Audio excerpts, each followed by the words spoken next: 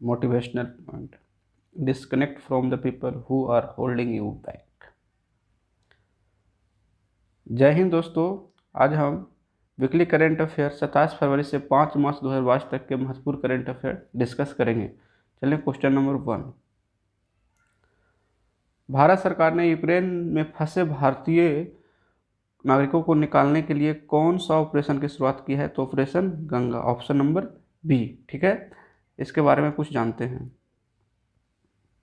Ukraine के राष्ट्रपति कौन है? तो यूक्रेन के राष्ट्रपति वोलोदिमीर ज़ेलेंस्की हैं। और यहाँ की राजधानी कहाँ है? यूक्रेन की राजधानी कहाँ है? कीव में है। और रूस और यूक्रेन के बीच युद्ध कब शुरू हुआ था? 24 फरवरी 2022 से ये युद्ध स्टार्ट हुआ है। कब तक चलेगा पता नहीं।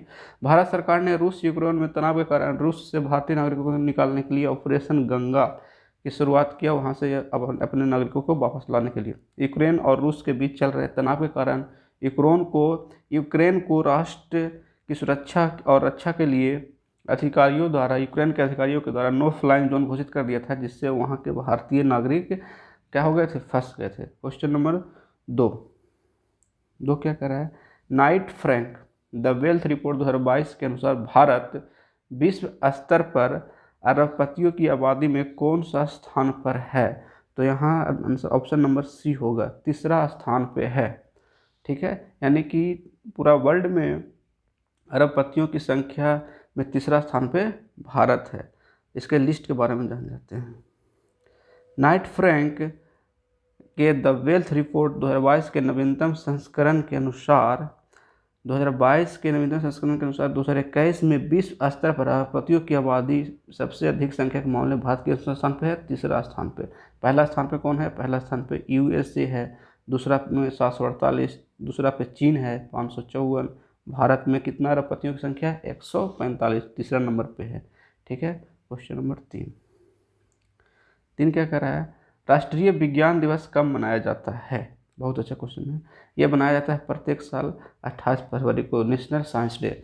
भारत में प्रत्येक वर्ष 28 फरवरी को राष्ट्रीय विज्ञान दिवस मनाया जाता है। इस दिन सर सीवी रमन ने रमन प्रभाव की खोज की घोषणा की थी। उनका जन्म तिथि नहीं था, घोषणा किए थे सीवी रमन प्रभाव को, जिनके लिए 1930 में उन्हें क्या मिला था? नोबेल पुरस्कार से सम्मानित किया गया था। और इनके बारे में जानते हैं। भारत सरकार ने 1986 में 28 फरवरी को राष्ट्रीय विज्ञान दिवस, नेशनल साइंस डे के रूप में नामित किया।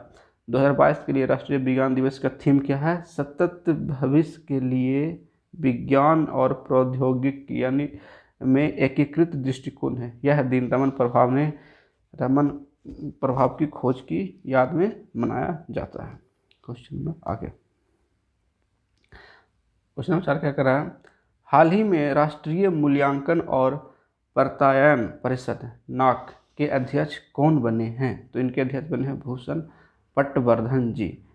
ठीक है, NAAC का स्थापना कब हुआ है? तो NAAC का स्थापना हुआ था 1994 ईस्वी में। कब? 1994 में इसकी स्थापना हुआ था।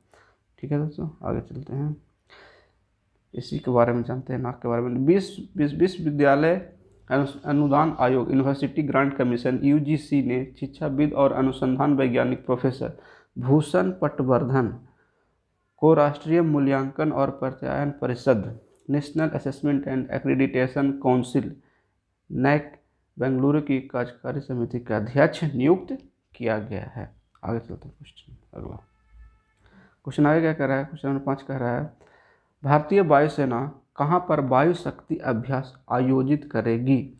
यह 7 मार्च को आयोजित होने वाला है। यह भारतीय वायुसेना वायु शक्ति अभ्यास आयोजित करेगी पोखरण, राजस्थान में। ठीक है, भारतीय वायुसेना की स्थापना कब हुई थी? 8 अक्टूबर 1932 को।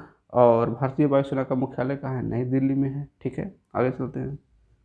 भारतीय वायुसेना का अगर चीफ पूछा जाए तो विवेक राम चौधरी जी हैं। इसके बारे में भारतीय वायुसेना 7 मार्च को राजस्थान के जैसलमेर के पोखरण रेंज में होने वाले अभ्यास वायु शक्ति का संचालन करेगी। इस कार्यक्रम के मुख्य अतिथि कौन होंगे? नरेंद्र मोदी जी होंगे।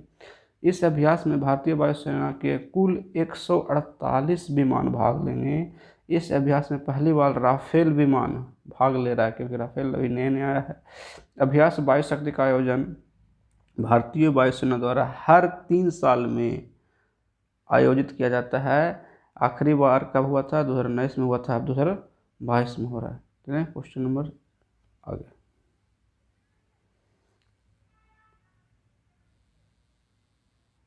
6 नंबर।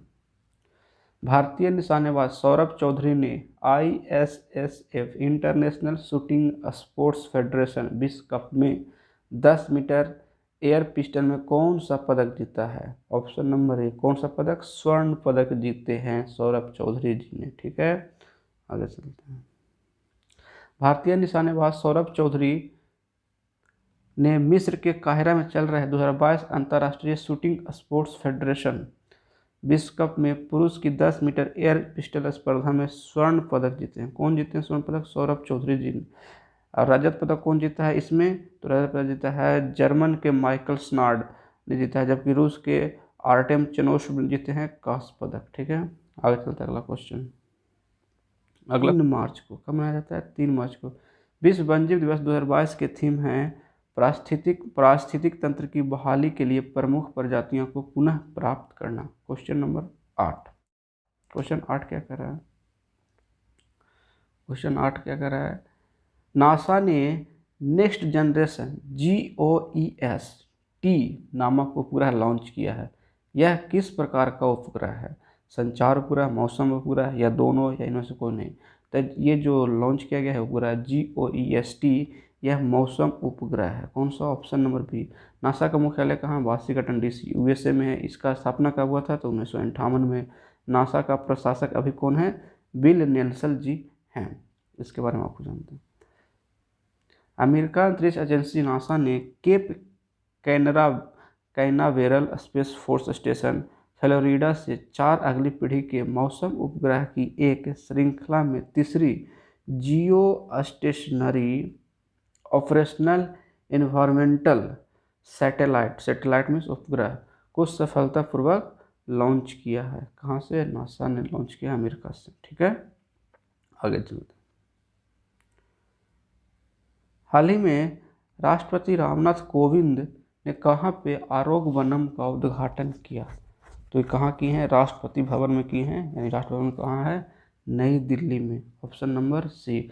यह 6.6 एकड़ में फैला होगा और लगभग 215 प्रकार के जड़ी बूटी के पौधा शामिल होंगे। ठीक है, और इसके बारे में पढ़ते हैं।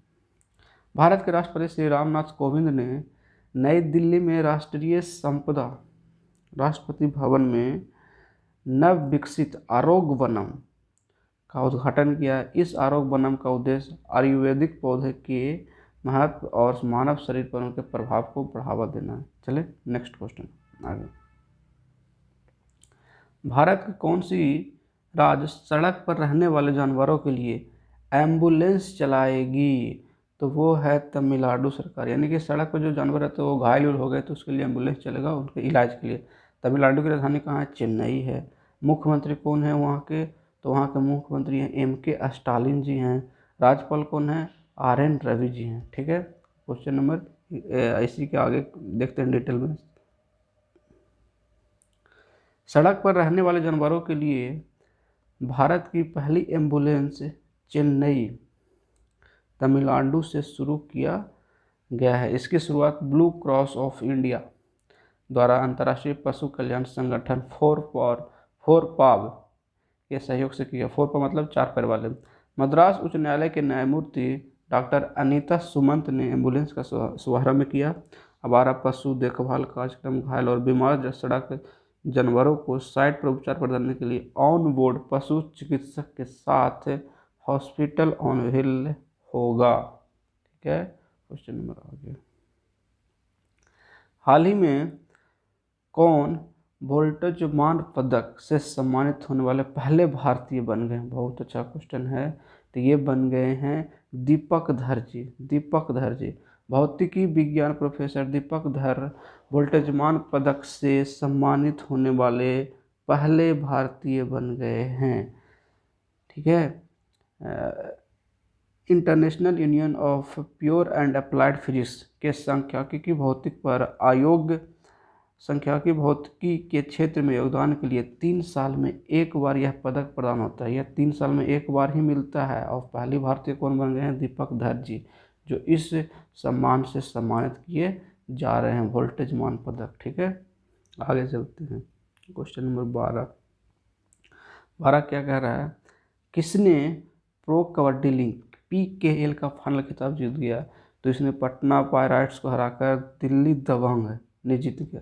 कर्नाटक के बेंगलुरु में प्रो कबड्डी लीग से 2008 के फाइनल में दबंग दिल्ली केसी ने पटना पायराइट्स को 37 से हरा दिया। ठीक है, पटना पायराइट्स इससे पहले 3 बार लगातार जीता था, उसको हरा दिया कौन? दिल्ली दबंग ने, और इस बार का खिताब जीत गया। देखते हैं इसमें कौन कौन अभी तक जीते हैं उसका डिटेल। अभी तक टोटल 8 सेशन हुआ है, उसमें से पटना पायराइट्स 3 बार जीत चुका है इसका फाइनल।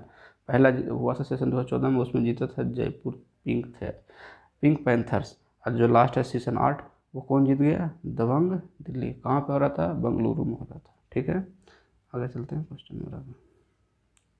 हाल ही में किस मंत्रालय ने स्त्री मनोरक्षा परियोजना की शुरुआत की है? स्त्री मनोरक्षा परियोजना की शुरुआत की है, तो वो किए हैं महिला और बाल विकास मंत्रालय।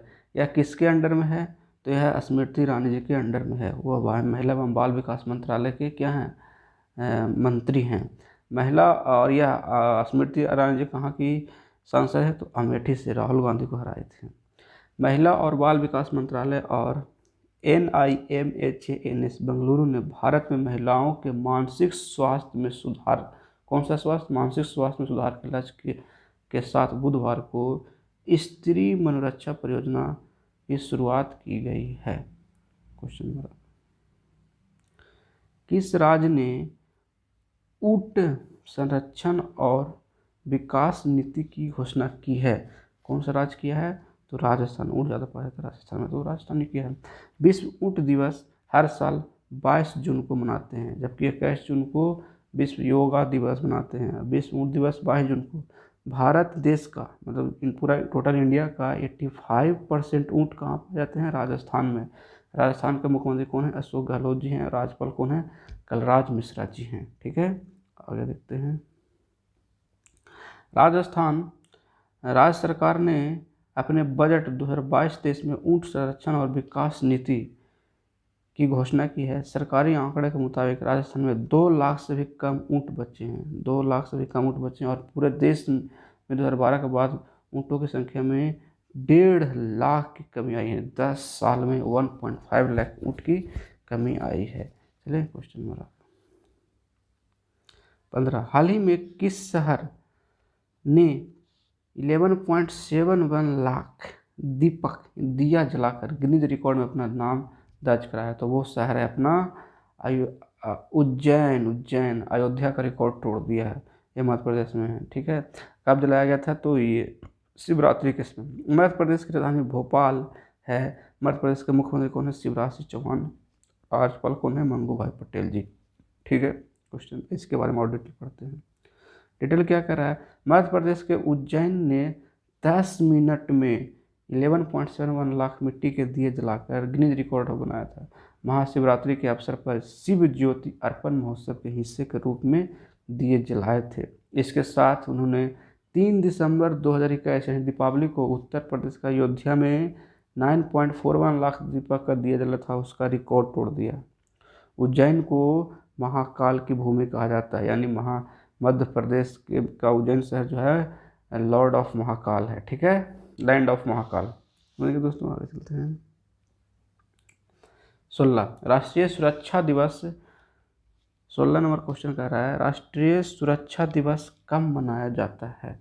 तो ये हर एक साल 4 मार्च को मनाया जाता है, नेशनल सेफ्टी डे। ठीक है, आगे चलें। राष्ट्रीय सुरक्षा दिवस हर साल 4 मार्च को, कब? 4 मार्च को भारत की राष्ट्रीय सुरक्षा परिषद की स्थापना के उपलक्ष्य में मनाया जाता है। वर्ष 2022 में 51वां, 2022 में कौन सा है? 51वां NSD नेशनल सेफ्टी डे है। इस वर्ष की थीम है युवा दिमाग का पोषण सुरक्षा संस्कृति विकसित करें। युवा लोग जो हैं अपना दिमाग का पोषण करे और सुरक्षा संस्कृति और संस्कृति विकसित करे। पहली बार NSD कब मनाया गया था? तो 1972 में। ठीक है, आगे चलते हैं क्वेश्चन नंबर 17। क्वेश्चन 17 क्या कर रहा है? भारतीय एक्सा लाइफ इंश्योरेंस की ब्रांड एम्बेसडर कौन बनी है? कौन सी अभिनेत्री बन गई है? तो वो विद्या बालन जी बनी है। भारतीय एक्सा लाइफ इंश्योरेंस के MD और CEO पराग राजा हैं। भारतीय एक्सा लाइफ इंश्योरेंस की स्थापना कब हुई थी? तो 2007 में उसका स्थापना हुआ था। और भारतीय एक्सा लाइफ इंश्योरेंस का मूल संगठन कौन है? भारतीय इंटरप्राइजेज। ठीक है, क्वेश्चन नंबर 18। क्वेश्चन 18 क्या कर रहा है? क्वेश्चन 18 कर रहा है ICC महिला क्रिकेट विश्व कप 2022 का शुरुआत कब हुआ? तो कब शुरुआत हुआ है दोस्तों? 4 मार्च को। ठीक है, 4 मार्च से ये ICC महिला क्रिकेट विश्व कप चल रहा है। ठीक है, इसको हम डिटेल जानते हैं। ICC महिला क्रिकेट विश्व कप 2022 न्यूजीलैंड में 4 मार्च, कहाँ पे हो रहा है? न्यूजीलैंड में हो रहा है। 4 मार्च 2022 को शुरू हो गया है। यह 4 मार्च से 3 अप्रैल 2022 तक न्यूजीलैंड में आयोजित होने वाला ICC महिला विश्व कप का कौन सा संस्करण है? ब्राह्मा संस्करण है। फाइनल मैच कहाँ पे होगा? हेगले ओवल स्टेडियम। कहाँ पे? हेगले ओवल स्टेडियम में। कुल कितने टीम भाग ले रही है? टोटल 8 टीम ले रही है भाग। आज संडे है, संडे के दिन में पाकिस्तान और इंडिया से मैच था। ठीक है, चलिए आगे चलते हैं। क्वेश्चन नंबर नेक्स्ट 19 करा। हाल ही में पूर्व भारतीय सेना प्रमुख जनरल SF रोडिंग्स जी का निधन कितने वर्ष की आयु में हो गया? यह मतलब सेना के जनरल रह चुके थे ये, और SF रोडिंग्स जी ने, जिनका मृत्यु हो गया 88 वर्ष की आयु में हो गया है। जनरल SF रोडिंग्स जिन्होंने 1990 से 1993 तक भारतीय सेना के प्रमुख के रूप में कार्य किया था, का उनका निधन 88 वर्ष की आयु में हो गया है। जनरल सुनीत फ्रांसिस, उनका पूरा नाम था सुनीत फ्रांसिस रोडिंग्स, 2004 से 10 तक पंजाब के राज्यपाल भी रहे थे कांग्रेस की सरकार में। आगे चलते हैं। क्वेश्चन नंबर 20 का रहा है विश्व मोटापा दिवस कब मनाया जाता है? विश्व मोटापा दिवस कब मनाया जाता है? बताओ दोस्तों कमेंट करके। तो 4 मार्च को। कब? 4 मार्च को विश्व मोटापा दिवस मनाया जाता है। विश्व मोटापा दिवस 2022 का थीम क्या है? Everybody needs to act. ठीक है, कुछ न कुछ करते रहना चाहिए। चलिए क्वेश्चन नंबर 21 देखते हैं। 21 क्या कर रहा है? महान स्पिनर बॉलर शेन वॉर्न का हाल ही में 52 वर्ष की आयु में निधन हो गया। वह किस देश के क्रिकेटर थे? तो वो ऑस्ट्रेलिया के क्रिकेटर थे। बहुत अच्छा स्पिनर बॉलर थे ये। ठीक है, शेन वॉर्न हार्ट अटैक से इनका मृत्यु हो गया। चलते हैं इनके बारे में जानते हैं। ये हैं शेन वॉर्न, ये हैं शेन वॉर्न जी हैं। ऑस्ट्रेलिया के महान स्पिनर शेन वॉर्न का 52 वर्ष की आयु में निधन हो गया। शेन वॉर्न इस खेल को खेलने वाले सबसे महान क्रिकेटरों में से एक थे। उन्होंने 145 टेस्ट में 708 विकेट लिए। उनका करियर 1992 से 2007 तक 15 साल तक चला। वह 1999 में ऑस्ट्रेलिया के साथ विश्व कप विजेता भी थे। उन्होंने खेल के इतिहास में सबसे महान गेंदबाजों में से एक माना जाता है, क्योंकि वह 1990 से 2000 के दशक के शुरुआत में प्रमुख ऑस्ट्रेलियाई पक्षों का एक अभिन्न अंग थे। उनके बिना ऑस्ट्रेलिया नहीं चल सकता था। ऐसा महान बॉलर थे। आगे चलते हैं। क्वेश्चन नंबर 22 और आखिरी क्वेश्चन। हाल ही में किस IIT Indian institute of technology के शोधकर्ताओं ने बायोडिग्रेडेबल नैनो पार्टिकल्स बनाया है? तो वो बनाया है IIT कानपुर ने। इसमें कृषि करने में सुविधाएं होगी। चलिए इसके बारे में डिटेल से जानते हैं। इसके बारे में डिटेल क्या है? भारतीय प्रौद्योगिक संस्थान IIT कानपुर ने शोधकर्ताओं ने एक बायोडिग्रेडेबल नैनो पार्टिकल्स बनाया, जिसका उपयोग फसलों को बैक्टीरिया और फंगल यानी कवक बीमारियों से बचाने के लिए रासायनिक आधारित कीटनाशकों के विकल्प के रूप में किया जा सकता है। IIT कानपुर के निदेशक अभय करिंदकर ने कहा कि किसानों को कई तरह की समस्या का सामना करना पड़ता है, इसलिए IIT कानपुर ने खेती के माहौल को बेहतर बनाने के लिए अथक प्रयास किया है। नैनो पार्टिकल कृषि उत्पादन में वृद्धि करते हुए फसल संक्रमण के जोखिम को कम करेगा। ये क्वेश्चन हमारा लास्ट था। अब हमें लास्ट में कमेंट करके बताइएगा कि IIT कानपुर का स्थापना कब हुआ है। जय हिंद। धन्यवाद। अगर यह वीडियो आपको अच्छा लगा हो तो लाइक शेयर सब्सक्राइब